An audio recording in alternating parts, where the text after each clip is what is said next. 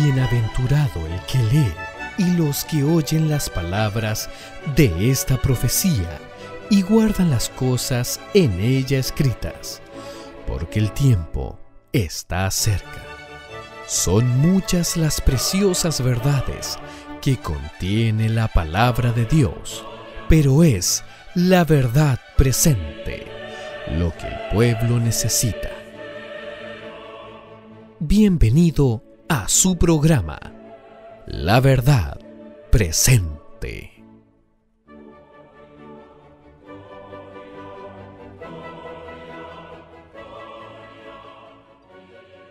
Buenos días, queridos hermanos, a todos los presentes. Antes justamente de abrir la palabra del Señor, vamos a hacer una cortísima oración para pedir que unja mis labios. Padre nuestro que estás en los cielos, Señor, gracias por este hermoso día sábado y este canto que llena el espíritu.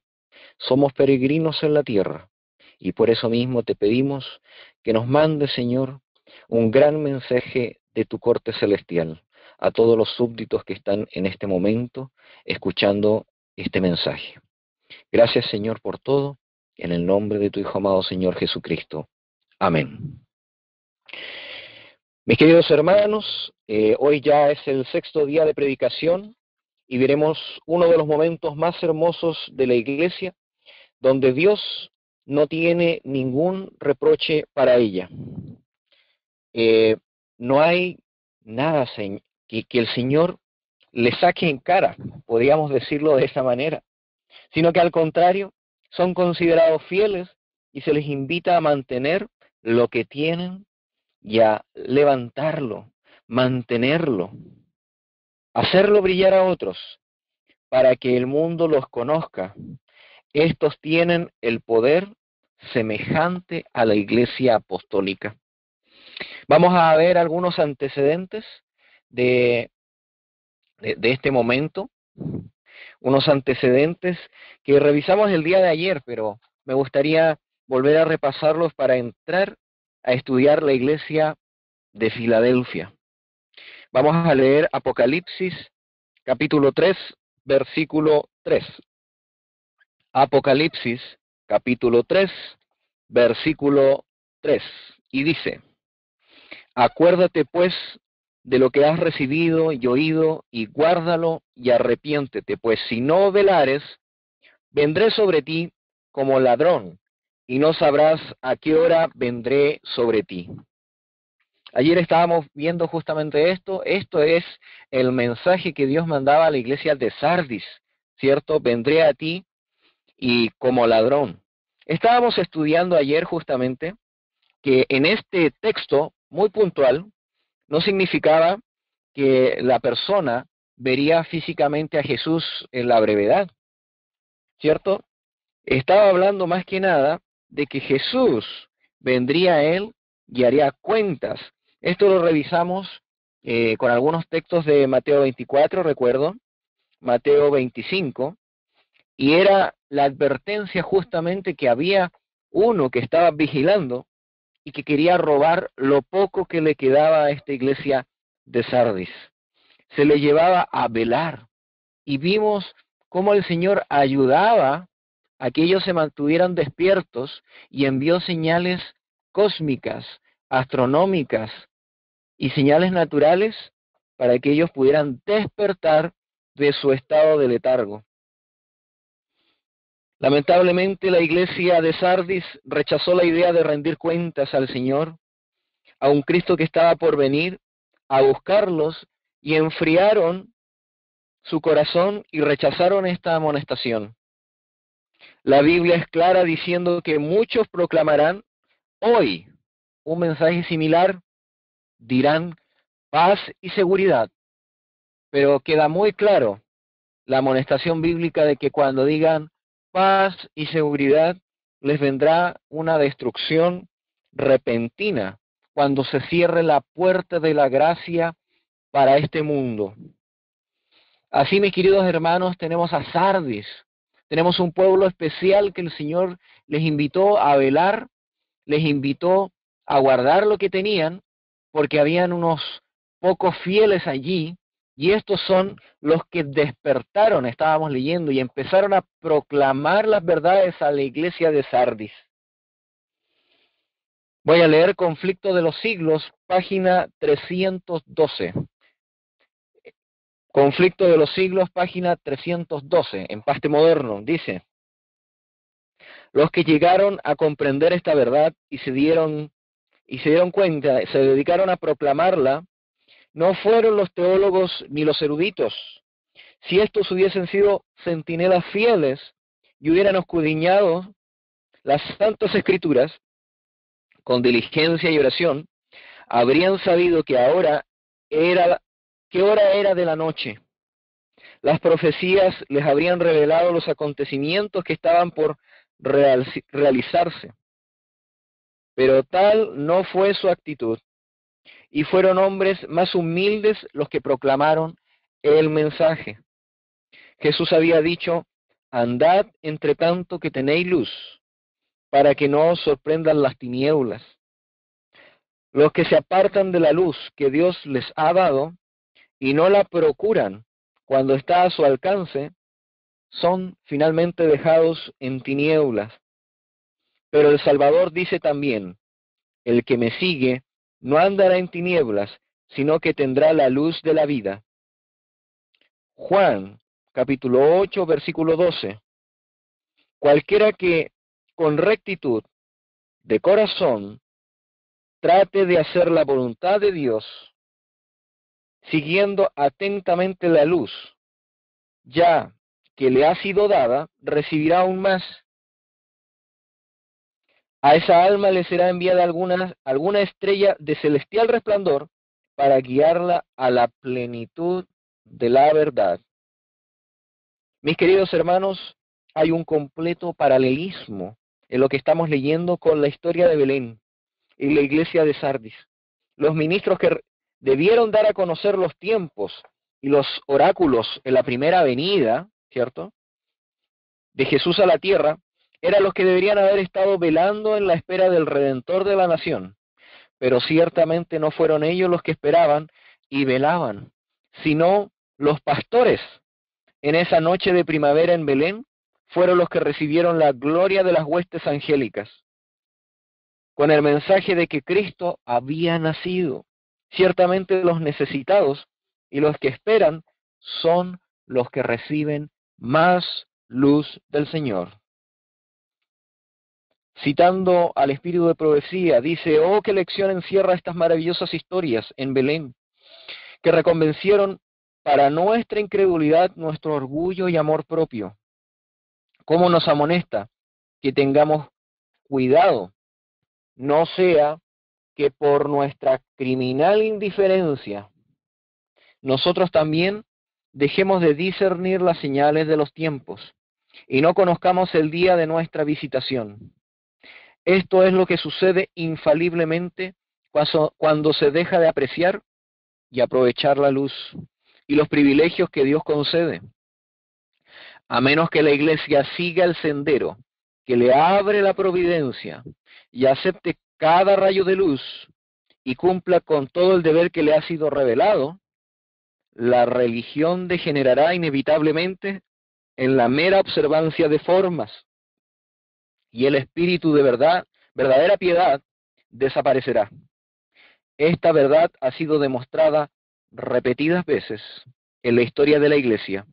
Dios quiere de su pueblo obras de fe y obediencia que correspondan a las bendiciones y privilegios que Él le concede. La obediencia requiere sacrificio y entraña una cruz, y por esto fueron tantos los profesos discípulos de Cristo que se negaron a recibir la luz del cielo, y como los judíos de antaño no conocieron el tiempo de su visitación. Conflicto de los Siglos, página 316. Mis queridos hermanos, así vemos lo que pasó terriblemente con Sardis, lo que pasó también terriblemente con los que iban a rechazar la invitación de la iglesia de Filadelfia. Rechazarían el mensaje que se iba a dar en ese tiempo, quedarían sumidos en la más completa oscuridad. Vamos ahora a seguir leyendo Apocalipsis capítulo 3, versículo 7, entrando de lleno al mensaje de la iglesia de Filadelfia. Y vamos a estudiarlo con Biblia, proféticamente hablando, para que ustedes puedan compartir este mensaje con personas que no son parte de nuestro pueblo, personas cristianas, pero que no conocen justamente este hermoso mensaje de Filadelfia. Apocalipsis capítulo 3, versículo 7 dice: y escribe al ángel de la iglesia de Filadelfia, al santo, al verdadero, al que tiene la llave de David, el que abre y ninguno cierra, y cierra y ninguno abre, dice estas cosas. La palabra Filadelfia significa amor fraternal. Ya vemos aquí en su título que esta iglesia nos está hablando de que posee un amor fraternal, un amor que proviene del cielo en el corazón. El regreso, mis queridos hermanos, de un amor sin igual desde la iglesia de Éfeso a esta tierra. Ellos están buscando el ágape, ellos están encontrándolo, dice la Sagrada Escritura. Es Jesús el que se presenta como el santo y el verdadero, el genuino, el Dios que habla, aquel que tiene el derecho, mis queridos hermanos, a portar la llave de David para abrir una puerta especial, una que ninguno, a no ser él, puede cerrar, y que además tiene el derecho de cerrar, y nadie más las puede abrir. Vamos a estudiar un poco qué significa esto, porque esto es la sustancia de nuestro querido mensaje adventista. Tenemos que hacernos algunas preguntas. ¿Quién es el que tiene la llave? ¿Qué es la llave? ¿Qué se abre y qué se cierra con esta llave? Vamos a leer el versículo 8 porque ya hay una respuesta aquí. Dice, versículo 8 del capítulo 3 de Apocalipsis: yo conozco tus obras. He aquí he dado una puerta abierta delante de ti, la cual ninguno puede cerrar, porque aún tienes un poco de fuerza y has guardado mi palabra y no has negado mi nombre. Es una iglesia convaleciente, es una iglesia pequeña, tiene poca fuerza, pero lo que no tienen fuerza, lo tienen fidelidad y corazón para nuestro Señor Jesús. Y el Señor Jesús dice que les abre una puerta. Entonces tenemos aquí que esta llave, ¿qué es lo que abre y qué es lo que cierra? Es una puerta, ¿cierto? Pero ahora tenemos que ver qué llave es, qué llave especial es la que tiene esta persona. ¿Y quién es este que tiene el derecho de David? ¿Cierto? Vamos a ir a Isaías, mis queridos hermanos. Hoy día es un estudio bíblico completo, así que vamos a ir a Isaías. Espero que tengan sus Biblias en sus manos. Isaías, capítulo 22, versículos del 20 al 23. Síganme con sus Biblias y vamos a leer, dice: aquel día llamaré a mi siervo Eliaquim, ben Hilcías, y lo vestiré con tu túnica, y lo ceñiré con tu cinto, y entregaré en su mano tu poder. Y será por padre a los habitantes de Jerusalén y a la casa de Judá. Pondré la llave de la casa de David sobre sus hombros, y cuando abra, no habrá quien cierre, y cuando cierre, no existirá quien abra. Lo clavaré como estaca en lugar firme, y será un trono de honra para la casa de su padre. Aquí tenemos un texto que nos va explicando un poco lo que estamos leyendo en Apocalipsis. Es mencionada de nuevo la llave, pero agrega algunos detalles extra que no tiene Apocalipsis versículo 8. Aquí vemos la llave de David, la cual da el poder de abrir y cerrar la puerta. Pero debemos poner un detalle, que se nombra a este que tiene la llave, el cual será vestido con una túnica. y le será puesto un cinto. Mis queridos hermanos, en la Biblia, en el hebreo, en el texto que acabamos de leer, la túnica es la palabra ketonet, que se usa para describir la ropa de los sacerdotes y para describir el manto de lino que vestía el sumo sacerdote. También se menciona la palabra cinto, que en el hebreo antiguo es abnet. Esta palabra se usaba para hablar del cinturón de los sacerdotes y del sumo sacerdote. Cuando estas palabras se usaban juntas, ketonet y abnet, túnica y cinto, solamente se usaban para describir al sumo sacerdote. Por tanto, entonces, se nos menciona que la persona que tiene la llave tiene el rol de sumo sacerdote. De la misma manera, se menciona a Eliakim, ¿cierto? Y se dice de él que entregará en su mano un poder. Esta palabra son funciones reales. En el hebreo antiguo es memshalach. Este poder es un poder real. Entonces es una figura clave diciendo que tendría poder real, ¿cierto? Como un rey, como un príncipe, pero a la vez sería sumo sacerdote. El final del texto dice, lo clavaré. Volvemos a repetir la última parte del texto, dice, clavaré como estaca en lugar firme su reino, y será su trono para honra y la casa de su padre. Entonces dice que el reino sería afirmado para siempre, un reino eterno. Y él sería el que gobernaría sobre los hijos de Jerusalén y la casa de Judá. ¿De quién estamos hablando en esta mañana? Un rey sacerdote, que su reino sería reino eterno y que gobernaría sobre la santa Jerusalén. No estamos hablando de otro más que Cristo Jesús, de un Cristo que tiene la realeza en él y que tiene el poder del sumo sacerdocio en el cielo. Y vamos a complementarlo con otro texto que se encuentra en Isaías, capítulo 9, versículos del 6 al 7. Abran sus Biblias, Isaías, capítulo 9, versículos del 6 al 7. Dice, porque un niño nos es nacido, un hijo nos es dado, y el dominio, la misma palabra que vimos, memshalach, estará sobre sus hombros, y se llamará su nombre admirable, consejero, Dios fuerte, Padre eterno, príncipe de paz.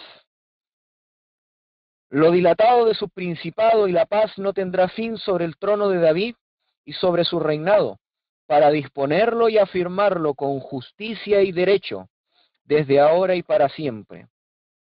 El celo del gran yo soy, Shebaot, hará esto. Mis queridos hermanos, en Apocalipsis justamente, estábamos viendo en el versículo, dice que se le daría, el versículo 7, la llave de David. Algunas Biblias lo dicen de manera especial, dice se le ceñiría con la llave de David. Y aquí vemos en Isaías 9:6 dice que se le daría sobre sus hombros. Isaías 22 dice lo ceñiría, ¿cierto? Ceñir es poner algo sobre los hombros de las personas. Por lo tanto, él sería ceñido con un poder, sería puesto, otro le impondría el poder del sumo sacerdocio, de la realeza y el reino. Vamos a profundizar en el texto de Isaías capítulo 9, no lo pierdan. Isaías capítulo 9, versículos del 6 al 7, dice cómo sería ceñido, cómo sería afirmado este reino sobre él. Y dice que sería con justicia y con derecho. Vamos a profundizar las palabras que aparecen aquí. La palabra que se usa por derecho es mishpat. La palabra también en algunas dice con juicio, en otras versiones. Y esta palabra significa veredicto, sentencia, un juicio favorable. Se utiliza para describir cuando hay un juicio civil en Israel, cuando hay una demanda, cuando se está esclareciendo a través de un tribunal lo que está sucediendo. Lo que está diciendo este texto, mi querido hermano, es que el reino de Dios se establecería por medio de un juicio. ¿De cuál juicio? El juicio investigador. La palabra está completa de la connotación acertada de juicio. Cristo recibiría el reino al responder a las acusaciones de Satanás, que hiciera el trono de Dios frente al universo. Esta palabra se usaba para describir también, mis queridos hermanos, el pectoral del juicio del sumo sacerdote, el Urim y el Tumim. La otra palabra clave que aparece aquí, ¿cierto?, que era justicia, es Sedaká, y es usada en Daniel 8:14. Y no me creerá mi hermano que está traducida ahí en Daniel 8:14 como el santuario será purificado. Daniel 8:14 dice, y él dijo hasta 2300 tardes y mañanas, luego el santuario será purificado. Lo que nos está tratando de decir aquí es que el santuario sería justificado, porque la palabra justificado en la Biblia tiene la connotación de purificar y tiene la connotación de perdonar, de dar un veredicto favorable, de vindicar el santuario. Y esto lo vemos en paralelo, la misma palabra, el mismo concepto, en Daniel capítulo 7. Voy a parafrasear algunos de los textos para hacer esto más ágil, ¿cierto? El versículo 9, 10, 13 y 14 dice, y estuve mirando hasta que fueron puestos tronos y se sentó un anciano de días. Entonces el juez se sentó y los libros fueron abiertos. Proseguí mirando en las visiones nocturnas, y he aquí con las nubes de los cielos venía uno como hijo de hombre, y llegó hasta el anciano de días, y lo hicieron acercarse ante él, y le fueron concedidos señorío, gloria y reino, para que todos los pueblos, naciones, lenguas lo sirvieran. Su dominio es dominio eterno, que nunca pasará, y su reino uno que será jamás destruido. Vemos que esto es totalmente bíblico. Cómo por medio del juicio, por medio de la purificación, sería recibido el santuario, recibido el reino de los cielos, recibido a todos sus súbditos, rescatados para nuestro Señor Jesús. Qué hermoso es el reino de nuestro Señor Jesús. El reino de nuestro Señor Jesús no será afirmado con la violencia, no será afirmado con las armas, con los militares, no como los reinos, las revoluciones de la tierra, sino que será afirmado, mis queridos hermanos, con justicia, con un juicio, con justificación y purificación, con una vindicación del trono del rey. El mismo Señor Jesús le había dicho a Pilato, mi reino si fuera terrenal, mis súbditos vendrían, pelearían y me rescatarían. Pero el reino del Señor Jesús no es terrenal. El reino del Señor Jesús se afirma con un decreto divino, con la justificación, con la purificación del santuario. Vemos cómo perfectamente está alineado estos textos de Filadelfia con la verdad del libro de Daniel. Nos aclara entonces las preguntas. Dijimos, ¿de quién es la llave de David? De Jesús, haciendo funciones de sumo sacerdote. ¿Qué es la llave que se nos menciona es el medio para poder abrir una puerta donde se realizará el juicio, y ahí es donde se recibirá el reino para ser rey por medio de la justificación y del veredicto a favor del trono de Dios. ¿Qué se abre y qué se cierra? Dijimos que era una puerta, y vamos ahora a expandirnos sobre qué significa para nosotros que se abra esta puerta y que se cierre, qué significó para su tiempo. ¿Ok?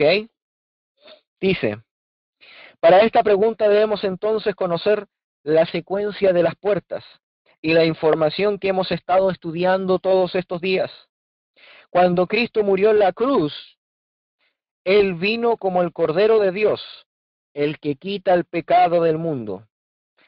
Es ahí la primera puerta que Cristo cruzó, la del atrio exterior del santuario, para entregar su vida en el altar del sacrificio.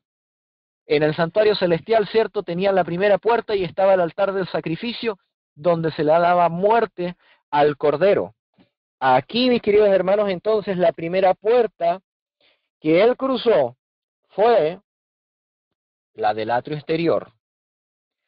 Cristo, al resucitar, mis queridos hermanos, el testimonio que estuvimos leyendo de la iglesia de Éfeso de estos días y lo que el mundo está viendo y guardando, ¿cierto? Y celebrando en Semana Santa, es que Cristo resucitó y entró al santuario celestial, no hecho por mano humana, y lo vemos entonces que entró y abrió la segunda puerta para entrar en la sala de los candeleros, en la sala que Juan vio cuando Cristo se paseaba entre medio de ellos, con cierto, con el rostro iluminado, con las estrellas en su mano. Él estaba en el santuario celestial, pero ahora está predicando un mensaje profético para la iglesia de Filadelfia, en la cual les estaba anunciando que en su tiempo abriría otra puerta. ¿Cuál es la única puerta del santuario que no ha sido abierta aún? Sí, mis queridos hermanos, usted ya lo sabe, la puerta del lugar santísimo. Esta es la única puerta que permanecía cerrada. Y el Señor iba a abrir esta puerta, pero a la vez el texto nos menciona que cerraría puertas. Cuando el sumo sacerdote entraba una vez al año al lugar santísimo, abría y descubría la cortina que estaba y que conectaba el lugar santo al lugar santísimo. De la misma manera, también el sumo sacerdote cerraba la puerta que estaba detrás, la que estaba en el lugar santo, y ya nadie más podía entrar al santuario. Quedaba conectado el lugar santo con el lugar santísimo. Era un momento especial en que se transformaba en una sola gran sala y estaban los candeleros conectados con el resto de las salas, los panes de la preposición con el resto de la sala, y eran capaces de estar conectados, y se veía también el altar, el arca del pacto. Vamos a leer el versículo 9, que dice: He aquí entrego a algunos de la sinagoga de Satanás, de los que se dicen ser judíos, y no lo son, sino que mienten. He aquí que los constreñiré de tal modo que vendrán y se postrarán delante de tus pies, y reconocerán que yo te he amado. Mis queridos hermanos, muchos del pueblo evangélico reconocen todas las etapas de la iglesia hasta llegar a Sardis, pero cuando llegan a Filadelfia hacen un desentendimiento. Dicen que no logran entender a qué se refiere la Biblia cuando cita la sinagoga de Satanás. Pero la Biblia es muy clara y vamos a hablar con Biblia qué es lo que es la sinagoga de Satanás. Vamos a ir a algunos textos.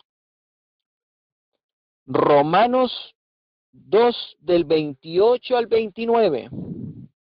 Romanos 2 del 28 al 29. Vamos a probar bíblicamente qué es la sinagoga de Satanás. Dice, porque no es judío el que lo es por fuera, ni es la circuncisión la que es exterior en la carne, sino que es judío el que lo es interior, y la circuncisión es la del corazón, en espíritu, no en letra, cuya alabanza no es la de los hombres, sino la de Dios.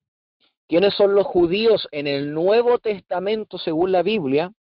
Los que han recibido, ¿cierto?, la circuncisión del corazón, los que han recibido el nuevo pacto, los que en Jeremías, ¿cierto?, capítulo 31, dice que recibirían la ley en el corazón y serían circuncidados en su corazón y sería escrita en su mente.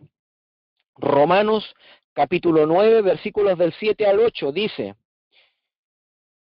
que no seríamos por simiente de Abraham, judíos, son todos hijos, sino que Isaac te será llamada descendencia.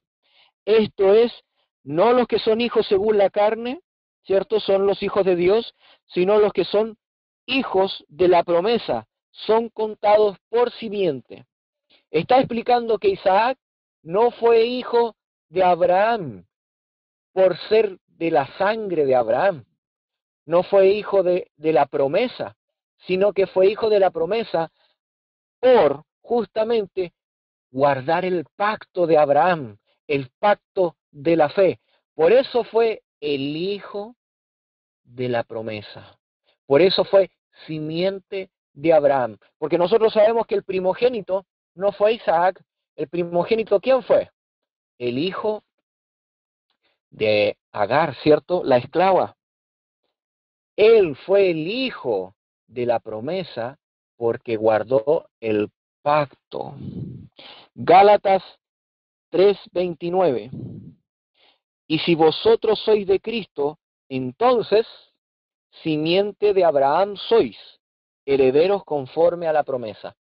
Pablo dejaría más que en claro que aquellos que son judíos, aquellos que son de la sinagoga de Dios, son los que guardan la promesa, son los que recibirían al Mesías y los que guardarían el pacto de la ley en sus corazones. Pablo deja más que claro esto. Entonces, la Biblia, ¿qué quiere decir al hablar de la sinagoga de Satanás en el Nuevo Testamento? No está haciendo alusión a los judíos del pasado, está haciendo alusión a un pueblo muy especial que Jesús iba a mencionar en Juan capítulo 8, versículos 37 y 44. 37 y 44 dice: sé que sois de la simiente de Abraham. ¿Por qué? Porque ellos guardaban el pacto, guardaban la ley, guardaban la promesa. Pero aquí está hablando: mas procuráis matarme, porque mi palabra no tiene cabida en vosotros. Vosotros sois de vuestro padre el diablo, y los deseos de vuestro padre queréis hacer. Él ha sido homicida desde el principio, y no permaneció en la verdad, porque no hay verdad en él.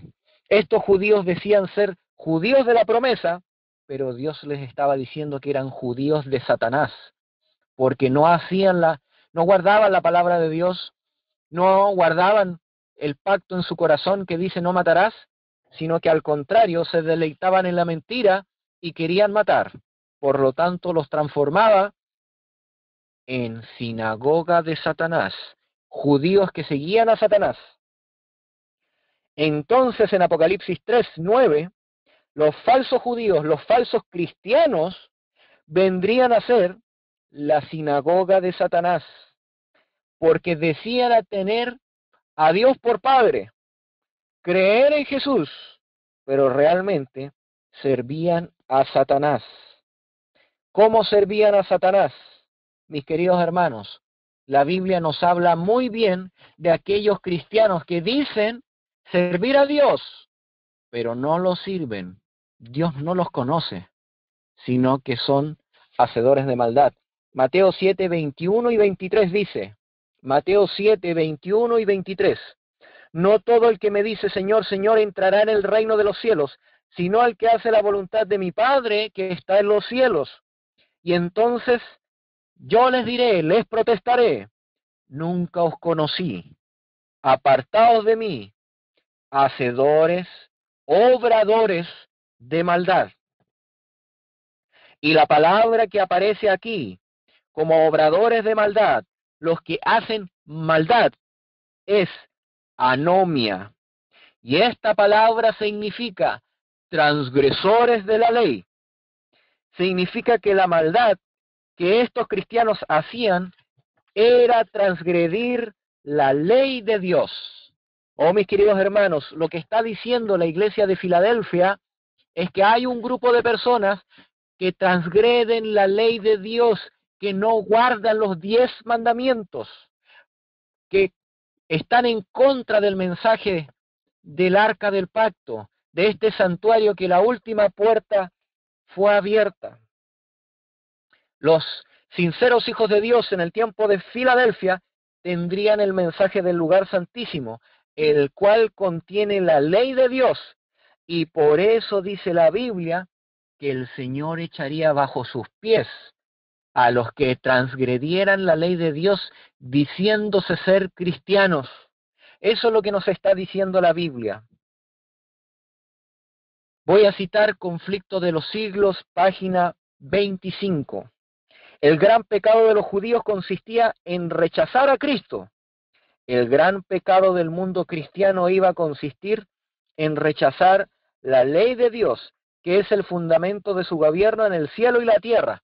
Y el gran pecado de la iglesia de Sardis, los que no entrarían en la experiencia de Filadelfia, es que rechazarían la ley de Dios, pero rechazarían el amor que Jesús tenía para darles, el amor filial, el amor tierno, amor ágape que tenían los unos para con otros en la iglesia de Filadelfia. Cito Conflicto de los Siglos. Muchos fueron turbados en su falsa seguridad, confesaron y dejaron sus pecados y buscaron perdón en Cristo, pero el clero de la iglesia oficial se opuso al movimiento y debido a su influencia algunos de los que predicaban el mensaje fueron encarcelados. Vamos a ver el poder que tenía la iglesia de Filipenses, mire, de Filadelfia, perdón. En muchos puntos donde los predicadores de la próxima venida del Señor fueron reducidos al silencio, no obstante, a Dios le placería enviar el mensaje de modo milagroso. Hay muchas historias en el Conflicto de los Siglos de cómo el mensaje de Filadelfia avanzó de modo milagroso, pero quiero citarles este hoy, para que lo escuchen. Por conducto de niños pequeños, como eran menores de edad, la ley del Estado no podía impedírselos y se les dejó hablar sin molestarlos. El Señor llamó a su servicio a niños menores de 8 años. El movimiento cundió principalmente entre la clase baja y eran humildes viviendas de los trabajadores, donde la gente se reunía para oír la amonestación. Los mismos predicadores infantiles eran en su mayoría pobres rústicos. Algunos de ellos no tenían más de 6 a 8 años de edad, y aunque sus vidas testificaban que amaban al Salvador y que procuraban obedecer los santos preceptos de Dios, sin embargo, cuando se encontraban ante el pueblo, era toda una evidencia que los movía una influencia superior a sus propios dones naturales. Su tono y sus ademanes cambiaban y daban la amonestación del juicio con poder y solemnidad, empleando las palabras mismas de las Sagradas Escrituras. Temer a Dios y darle gloria, porque ha llegado la hora de su juicio, y reprobaban los pecados del pueblo, condenando no solamente la inmoralidad y el vicio, sino también la mundanalidad y la apostasía, y exhortaban a sus oyentes a huir de la ira venidera. Mis queridos hermanos, el mensaje de los 3 ángeles comenzó a resonar en muchas partes del mundo con el primer ángel. En distintas partes, no solo el movimiento milerita. Nosotros creemos que somos los únicos en ese periodo.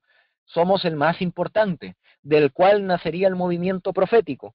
Pero Dios estaba levantando en muchos lugares muchas personas que dieran el mismo mensaje. Dios dirigió a su iglesia en todo el mundo, pero solo los que entraran por la puerta del lugar santísimo podrían recibir la luz especial para su tiempo. El resto de las iglesias, lamentablemente, quedaron en tinieblas, fueron considerados la sinagoga de Satanás. Vamos a ir ya terminando este estudio de Apocalipsis capítulo 3 de la iglesia de Filadelfia, y vamos a leer del versículo 10 al versículo 13. Por cuanto has guardado la palabra de mi boca, yo también te guardaré de la hora de la prueba que ha de venir sobre todo el mundo, para probar a los que moran sobre la tierra. He aquí yo vengo pronto. Retén lo que tienes para que ninguno tome tu corona. Al que venciere, yo le haré columna en el templo de Dios. Al que venza de esa iglesia, el Señor prometió una recompensa. La recompensa de estar en el templo, así como los 144,000.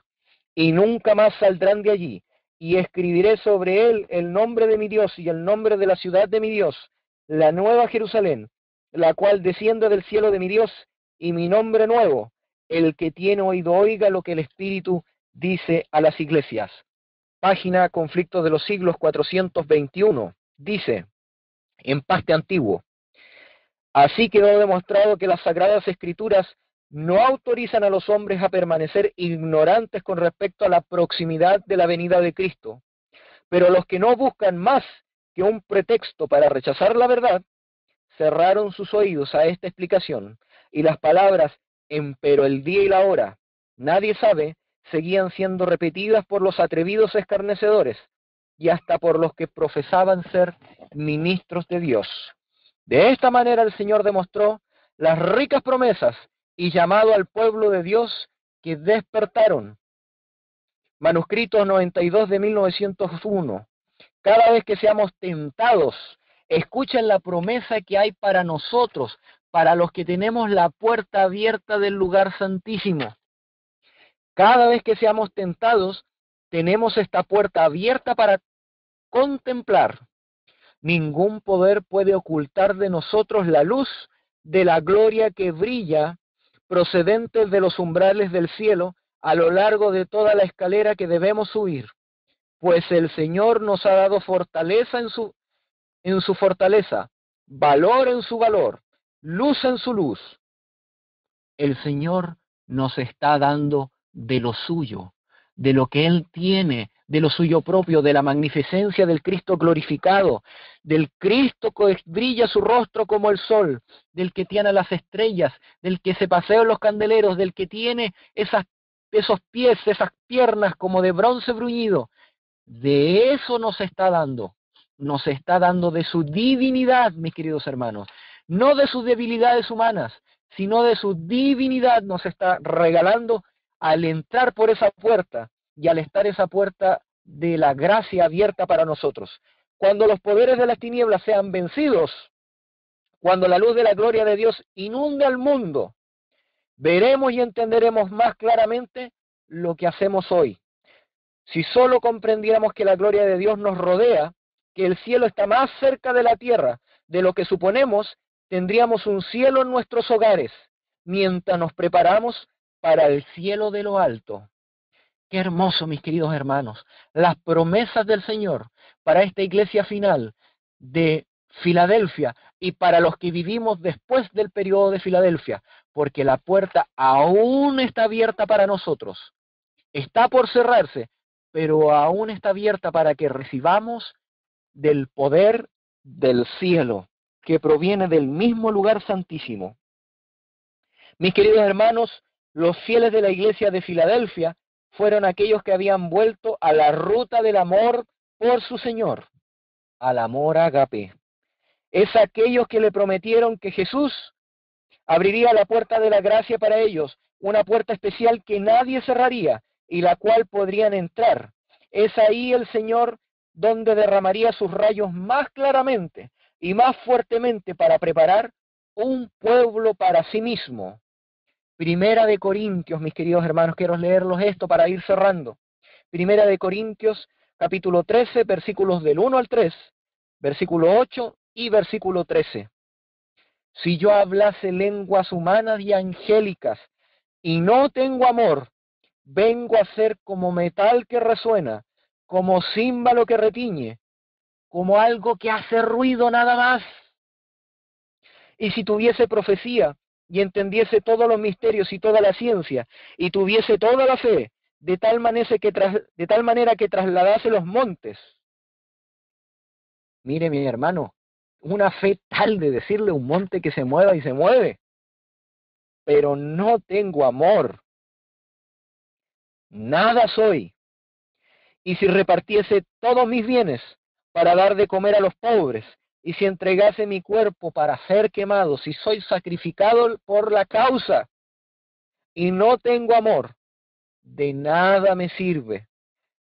El amor nunca dejará de ser, pero las profecías se acabarán cuando esté el cielo nuevo y la tierra nueva. Se acabarán las lenguas, porque tendremos un solo idioma ya en el cielo. Y la ciencia se acabará, la ciencia humana, porque tendremos al sabio de los sabios explicándonos los misterios del universo. Y ahora permanecen la fe, la esperanza y el amor. Pero de estos tres, el amor es el mayor de todos. Es por esto que la iglesia de Filadelfia solamente el Señor tenía dones para regalarles y tenía solamente un mensaje de aprobación, porque sobre ellos se había derramado el amor por su Señor, el amor por la segunda venida, y habían actuado los unos con los otros con un amor fraternal. Pero este amor debe ser desarrollado hoy en ti, debe ser desarrollado en su pueblo, debe ser perfeccionado para que la gloria de Dios inunde al mundo, como dice la frase, como dice la cita del Espíritu de Profecía, para que, como dice Apocalipsis 18, un ángel especial venga e inunde la tierra con la gloria del Señor. Debe ser perfeccionado, debe haber un pueblo que reciba este mensaje y se transforme en aquellos que darán el veredicto a nuestro Señor, que reciban la justicia del cielo, sean purificados, tal como lo dice la profecía de Daniel capítulo 8, versículo 13. Mis queridos hermanos, esta mañana, ¿quieres recibir del amor de Dios en este sábado majestuoso para estar lleno del carácter de Dios? Si tu respuesta es sí, si al estar allá en tu lugar, si tienes una enfermedad que no te dejó ir a la iglesia, si estás allí porque te deprime que el amor no se encuentre en tu medio, puedes recibir del amor de Dios para poder dárselo a otro, no importa el lugar donde estés. Si tu respuesta es sí, que quieres recibir de este amor, entonces yo te invito a que elevemos una oración al Señor para recibir de este amor celestial. Inclinemos el rostro. Padre poderoso, Padre eterno que estás en los cielos, queremos recibir de la promesa que diste a la iglesia de Filadelfia, que aún está vigente, que esa puerta no se ha cerrado, la puerta de la gracia, y queremos entrar por la fe en el lugar santísimo, para que tú derrames el amor de Dios en nuestros corazones y nos hagas despertar y poder compartirlo. Que tu Espíritu Santo lo derrame, que podamos ser ágape para otros, que seamos la viva muestra de lo que necesitan conocer de ti, porque la creación, con sonidos indecibles, gimiendo, espera la aparición de estos hijos de Dios que tengan el amor perfecto en sus corazones.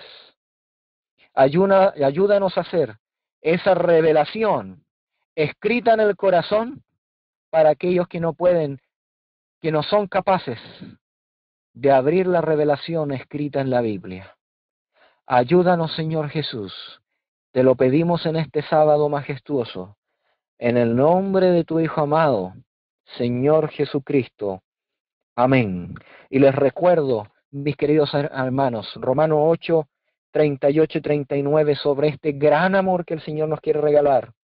Por lo cual estoy seguro, mis queridos hermanos, que ni la muerte ni la vida, ni los ángeles ni los principados, ni potestades ni lo presente, ni lo porvenir, ni lo alto ni lo profundo, ni ninguna otra criatura nos podrá separar del amor de Dios, que es en Cristo Jesús, Señor nuestro.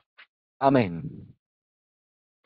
Hay un lugar donde quiero estar, cerca de ti, Señor. Allí podré yo descansar en tu divino amor. Oh, ven Jesús bendito, lléname de tu amor. Manténme siempre firme, cerca de ti, Señor. Hay un lugar de dulce paz, cerca de ti, Señor. Vivir yo quiero donde está, querido Salvador. Oh, ven Jesús bendito, lléname de tu amor. Manténme siempre firme, cerca de ti, Señor. Solo hay segura salvación, cerca de ti, Señor. Hay gozo y luz y bendición, cerca de ti, Señor. Oh Salvador bendito, recibe a un pecador y tómame en tus brazos de paternal amor. Amén. Quisiera cerrar después de este hermoso himno que acabamos de escuchar, para que podamos acercarnos a ese hermoso amor terrenal, que podamos tenerlo aquí, que estamos en esta tierra, que podamos traer ese amor celestial a esta tierra. Gracias, Señor Padre, por las palabras que tú nos dirigiste a nuestro corazón a través de este hermoso canto, y te pedimos y te suplicamos, Señor, y te pedimos perdón por todos nuestros pecados. Nos humillamos frente al trono de la gloria, Señor, ya no a la cruz del Calvario. Tenemos un mensaje más hermoso. Nos arrodillamos y nos postramos en ese lugar santísimo, a tus pies, para que podamos recibir de tu gran perdón, de tu gran amor y sobre todo tu hermoso carácter. Que el Señor nos bendiga en esta mañana, en el nombre de Cristo Jesús. Amén.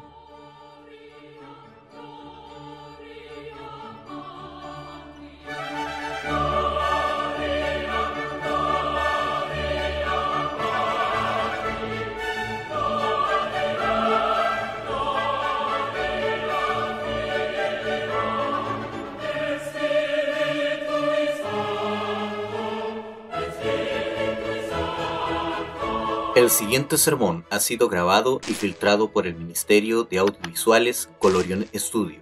Si te ha gustado nuestro trabajo, puedes dirigirte a nuestro canal de YouTube, Colorion Studio, y buscar nuestro podcast La Verdad Presente y otros temas que pueden ser de tu interés. Si quieres apoyar nuestro trabajo, puedes hacerlo por medio de Patreon, buscando Colorion Studio. El Señor les bendiga.